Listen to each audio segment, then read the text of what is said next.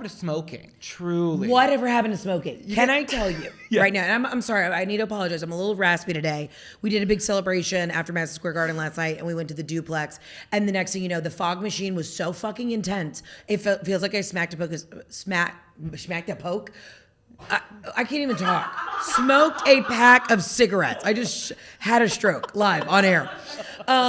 Like all of a sudden, the fog machine would just engulf us, and we asked the bartender at the duplex, we're like, "Can you please crack a window? We're fucking dying in here." He's like, "Not possible." So I sound like I was smoking. I wasn't, but I love a vacation cigarette. I love a celebration cig. Yeah, I quit 2 years ago. Yeah. I still vape, so does it even count at that point? No, and here's the thing: vaping's worse. Yeah. I think medically and statistically, they say vaping's like you get popcorn lung. My boyfriend says that cigarettes are the acoustic and the vape is the electric. Oh, so yeah. So now I've just switched from acoustic to electric cigarettes. But no, I do enjoy a cigarette. I used to work in restaurants, and I feel like anyone who's ever worked in a restaurant, that's where I actually started smoking to impress a boy. And then really? 10 years later, I was like, wait, I'm not even with him anymore. That's how it all started for me. Now, what kind of cigarette were you smoking? A menthol light, Marlboro menthol light. Oh my God, you are white trash in the best way. A white cigarette from like start to tip or whatever, tip till the end, I think that's a classy look. Now, I like a long capri, the really skinny. Like when I'm in Italy, I get the long, skinny, like bullshit kind of 1960 cigarettes. I love those. But a menthol hits. I mean, you feel that like quote unquote fiberglass just go right into your lungs. I can't handle menthols now. Have you had a Camel Crush? Have I had a Camel Crush? Bitch, I went to school in Mississippi. I used to smoke P-Funks. I used to smoke all of it, okay? Popping that little menthol pill though. Oh my God. What a release. And then you light it and you're like, I am king of the world. Yeah. So yeah, I would smoke cigarettes, and then I was an active shoplifter for many years. Really? It was like a real addiction for me, a thrill.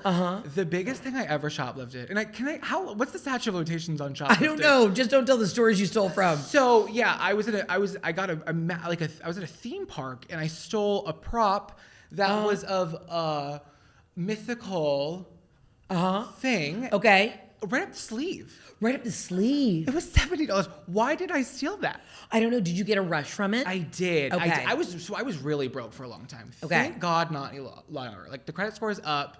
The bills are paid. And why were we broke? The restaurant, were we not working at the thriving restaurant?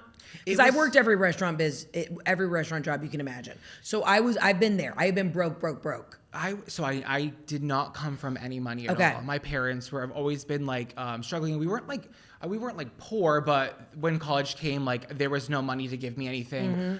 Student loans I couldn't apply for because my dad still owed money to the IRS. So you're not eligible for like FAFSA or whatever if they can't get a tax return. But if your dad doesn't file taxes, then you can't get any money for school.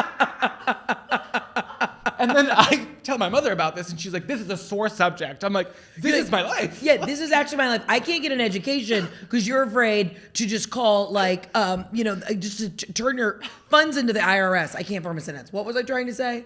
HR block. You wouldn't just show up to an HR block and pay the $40 an hour to get the fucking taxes done. Can you believe And that? now I can't get an education. So all that to say is I moved out at 18, and I love my parents. They're good. They have no financial literacy, and that's okay. So I went to like a state school, and I moved out, and I worked at an Olive Garden for 5 years. Yeah. Loved it, made great friends. And then when I graduated, like with a degree in marketing, I absolutely hated it. I was just jumping job to job, kind of just figuring out if I could even do this long term. And I always just, I don't know, I didn't like having a boss. I didn't feel creative. So I went back to serving because I love serving. I thrived. I love a restaurant business. Well, you're in comedy. It's the same hours. Yes. Okay? You're clocking in at 4. You're walking out at midnight.